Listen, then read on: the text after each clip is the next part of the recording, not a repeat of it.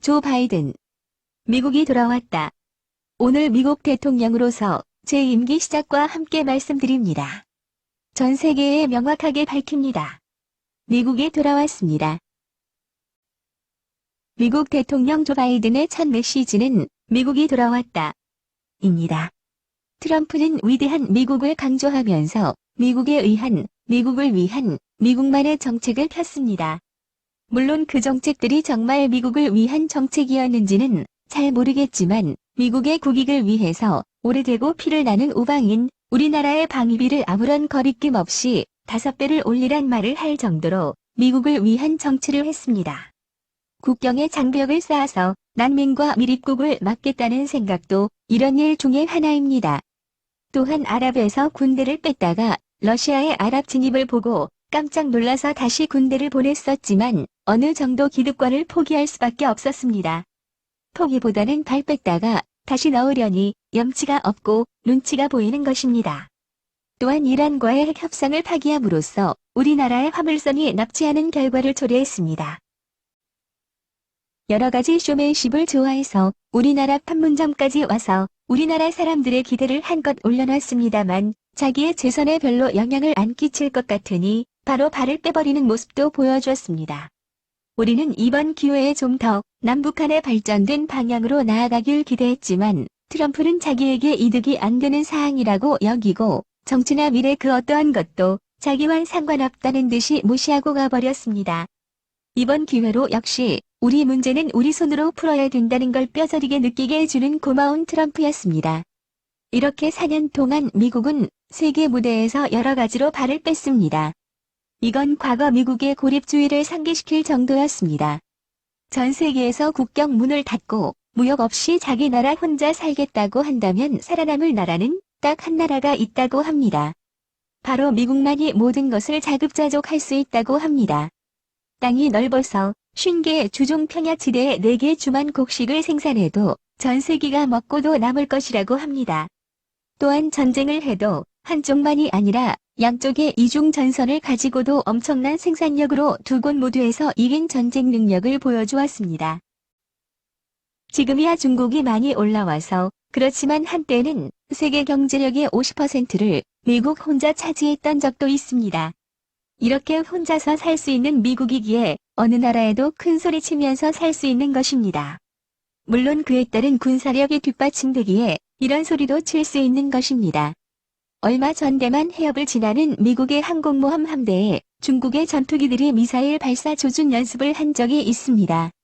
우리나라로 치면 얼마 전 우리나라 군함에 일본 비행기가 가깝게 날아서 우리나라 군함을 위협했습니다. 거기에 적반하장으로 우리나라 군함이 사격 레이더를 조준했다고 거짓으로 우기는 사건이 있었습니다. 단지 중국은 진짜 훈련만 한 것이 아니고 해상의 목표물의 발사 훈련도 했다고 합니다. 하지만 미국은 그런 중국의 훈련에 아무런 반응도 하지 않았습니다. 못한 것이 아니라 아무런 위협이 안 된다는 반응이었습니다. 또한 남중국해의 수많은 섬의 건설 중이 비행기와 미사일 포대 등도 더 많은 수를 만들어도 괜찮다는 것입니다. 그런 건 중국의 문제일 뿐 미국이 그곳에서 군사행동을 하는데 아무런 문제가 없다는 입장입니다. 사실 이런 군비 경쟁에서 미국은 이미 이긴 적이 있습니다.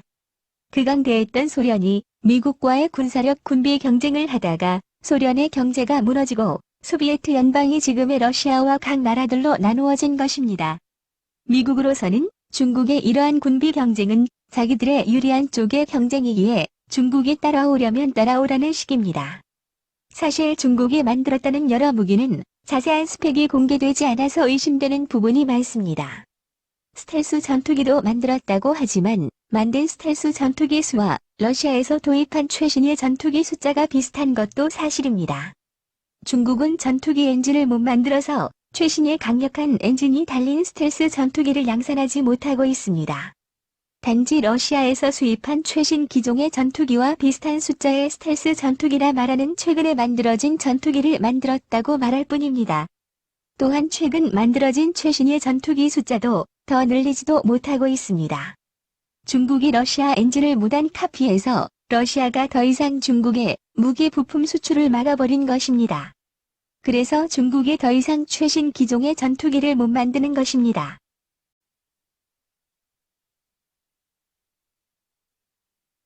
나중에 다시 수입을 하게 되었지만 러시아가 전투기 엔진에 땜질을 해서 분해하면 고장이 나게 만들어버린 것입니다. 사실 중국이 나라가 크고 인구가 많아서 지금도 세계에 많은 영향을 미치고 있습니다. 나중에 경제력이 더 커지면 더욱 무서운 나라가 되는 걸 모두가 예상하고 있습니다. 하지만 세계 나라 사이에도 기득권이라는 게 있습니다. 일본이 미국의 경제력을 따라잡으려고 올라갈 때 미국의 제재로 바로 꺾여버렸습니다. 이번에는 중국이 미국 혼자만이 아닌 세계 여러 나라의 공격을 받을 것 같습니다. 이건 경제, 무역, 지적재산권 같은 공격만이 아니라 직접적인 군사 위협이 될 수도 있는 것입니다. 이미 미국의 항모선단 2함대가 동아시아에 배치되어 있고 며칠 전 아랍에서 이란을 견제하던 니미츠급 항모함대도 동아시아로 출발했다고 합니다. 프랑스의 핵잠수함이 이번 달에 동남아에 도착한 것도 우연이 아닙니다. 인도네시아의 잠수함을 팔기 위해서 왔다는 소리는 부차적인 문제일 뿐입니다.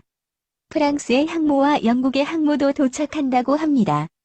프랑스의 항모에는 전 세계에서 유일하게 핵공격 능력이 남아 있습니다. 다른 모든 세계의 항모에서 핵공격 능력을 제거했는데 유일하게 남아있는 항모가 프랑스 항공모함입니다.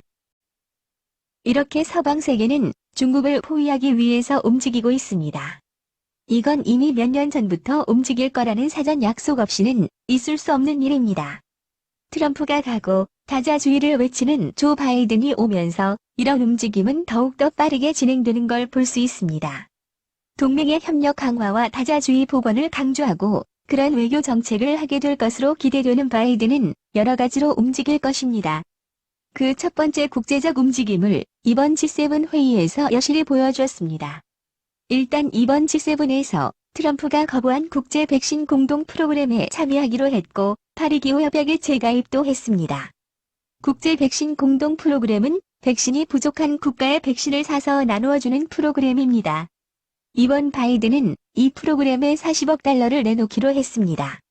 2021년 2월 19일 이날 G7에 이어서 뮌헨 안보회의 MSC에 잇따라 참석해 입장을 밝혔습니다. 이 중 가장 주목해야 할 대목은 단 하나입니다.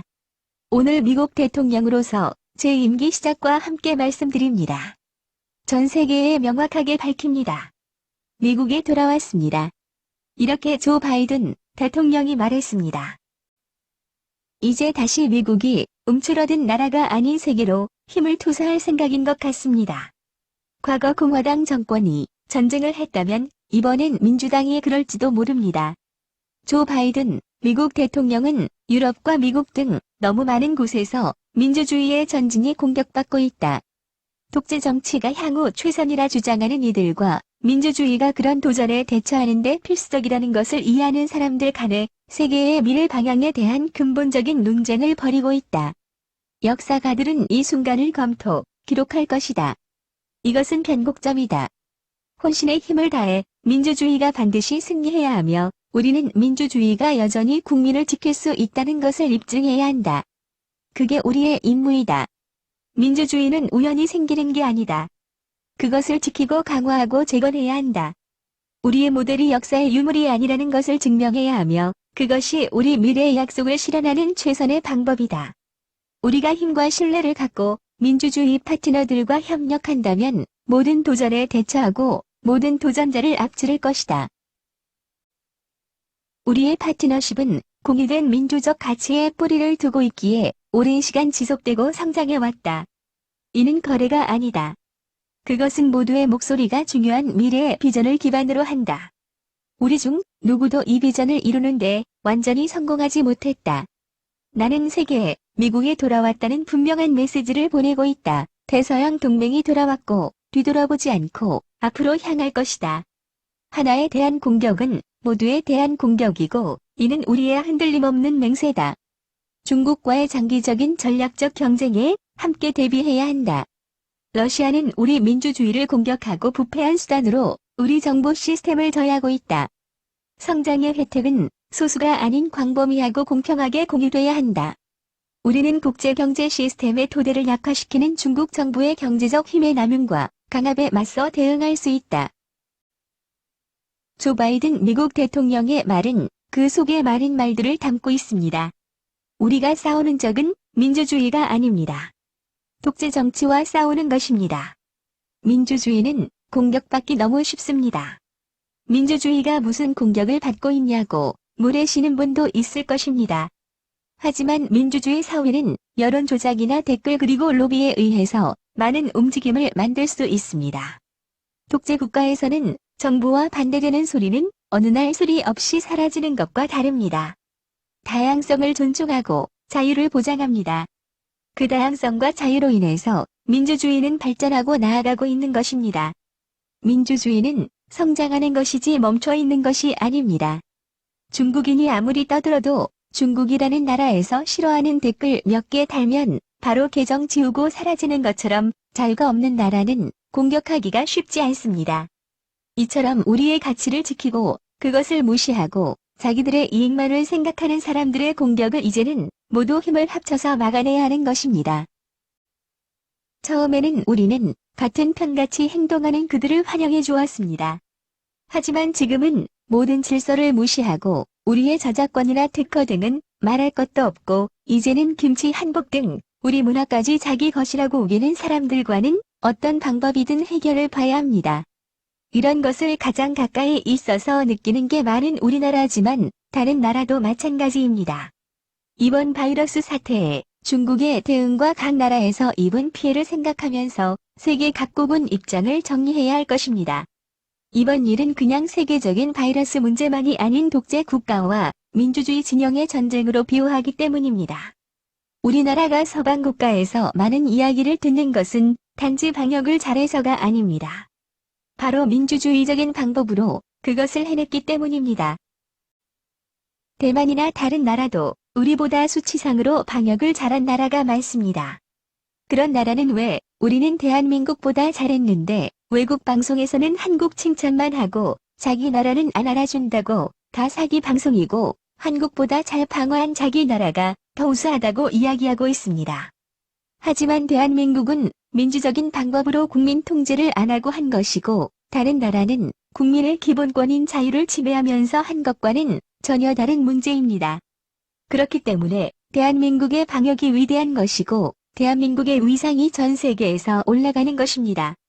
이러한 일은 민주주의 진영에는 가장 좋은 모델로 볼 수 있고 또한 민주주의 국가에서도 저렇게 방역에 성공할 수 있다는 롤 모델이 되었기에 독재 진영과 싸움에서 말을 할 수 있는 본보기를 만들어주는 것입니다.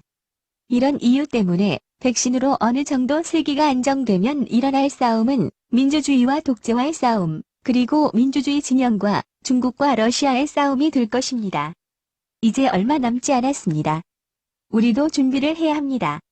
이젠 중국이 전 세계의 공격에 살아남아야 합니다. 중국의 2022년 베이징 동계올림픽도 보이콧의 움직임이 있습니다. 여기에 중국은 아주 격하고 강한 반응을 합니다. 절대 보이콧하는 나라는 좌시하지 않겠다는 뉘앙스만이 아니라 바로 제재하겠다. 고 강력하게 반응한 것입니다. 이제 축제는 끝이 났습니다.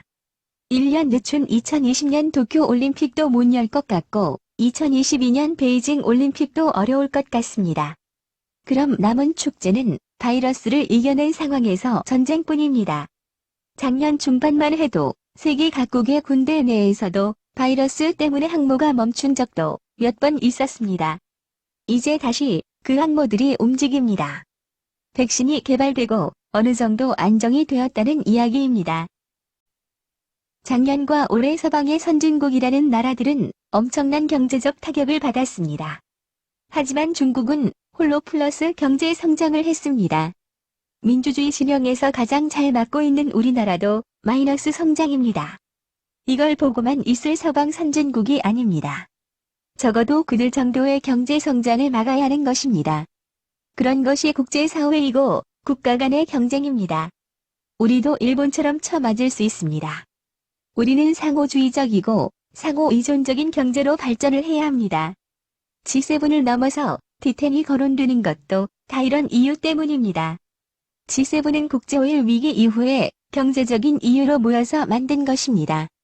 뒤태는 민주주의와 경제 성장을 동시에 이룬 나라들의 모임을 의미합니다. 직관적으로 바로 알 수 있습니다. 민주주의가 아닌 국가는 적이다. 이런 새로운 세계 질서를 대면하는 모임을 만들려는 움직임이 있습니다. 이제 세계에는 새로운 질서가 만들어질 것입니다. 우리는 어느 편에 설 것인가 선택해야만 합니다. 지금 우리의 선택이 미래의 우리 후손들에게 현명한 선택이 되었으면 합니다. 이제 조 바이든이 미국 대통령이 되었습니다. 민주주의 국가 간의 다자주의와 동맹의 협력을 중요시하는 조 바이든이 미국의 대통령이 된 것입니다. 오늘 미국 대통령으로서 제 임기 시작과 함께 말씀드립니다. 전 세계에 명확하게 밝힙니다. 미국에 돌아왔습니다. 미국과 유럽 등 많은 곳에서 민주주의의 전진이 공격받고 있다. 나는 세계에 미국에 돌아왔다는 분명한 메시지를 보내고 있다. 대서양 동맹이 돌아왔고 뒤돌아보지 않고 앞으로 향할 것이다. 하나에 대한 공격은 모두에 대한 공격이고 이는 우리의 흔들림 없는 맹세이다. 우리는 다시 한번 조 바이든의 말을 되새겨볼 필요가 있습니다.